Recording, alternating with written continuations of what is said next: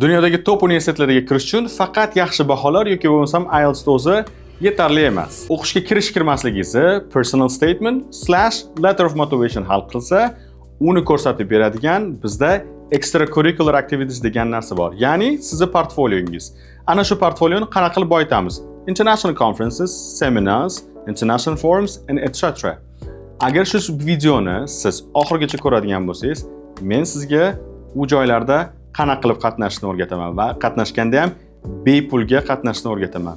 Let's go! Birinchisi, ingliz tilini zo'r bilishingiz kerak, chunki hamma konferensiyalar, seminarlar, barchasi ingliz tilida bo'lib o'tadi. Shuning uchun ham IELTS kamida 6+, 6,5, 7 va undan-da ko'proq bo'lsa, undan-da yaxshi bo'ladi.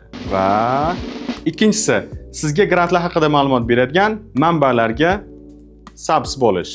Ya'ni bo'lmasam, bu degani O'zbekistondagi masalan embassy bo'ladi, international organizations bo'ladi va boshqa ma'lumotlar bazasiga siz Instagramdami, Facebookdami, YouTube'dami, qayerda bo'lishingizdan qat'iy nazar ularga obuna bo'lib qo'ying va ular sizga har doim mana shu ma'lumotlarni bepulga berib borishadi. Uchinchisi, eng muhim pointlardan bittasi, ularning kriteriyasiga to'g'ri kelishingiz. Deylik, youth camp, winter camp, educational session, workshop, webinar.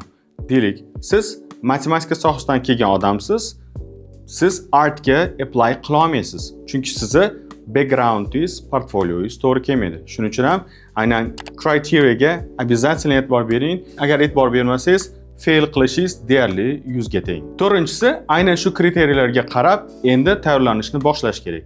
Ya'ni siz research qilishingiz kerak, bunga qarab essay yozishingiz kerak, barcha dokumentlarni chiroyli bir folderga saqlab, deadline'dan oldin iltimos hujjatlarni topshiring. Deadline'ni oxirigacha kutmang, chunki serverlar portlaydi va shunchaki siz topshira olmasligingiz mumkin. Hamma narsa tayyor bo'lsa ham.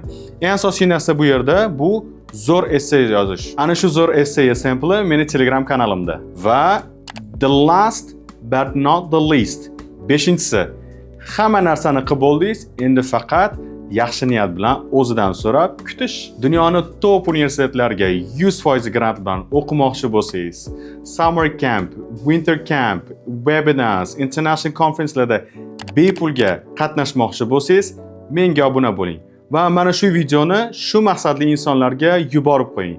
Bizni izohlarda qo'llab-quvvatlang va albatta bizga obuna bo'ling.